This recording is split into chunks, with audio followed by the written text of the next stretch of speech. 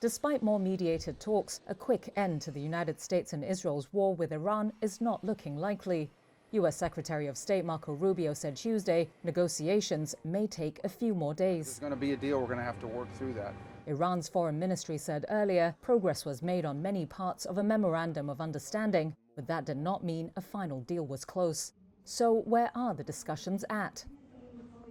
Since a truce in early April, the two sides have continued to clash over major issues. You're not going to yield to their maximalist demands. The straits have to be open. They're going to be open one way or the other. They include Iran's nuclear program, Israel's war in Lebanon against Hezbollah, and Tehran's demands for sanctions relief and access to frozen assets.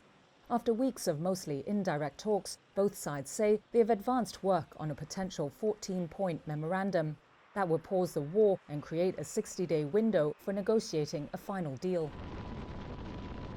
A U.S. source said Iran had agreed in principle to open the Strait of Hormuz and to dispose of its highly enriched uranium. In exchange, the U.S. would lift its naval blockade.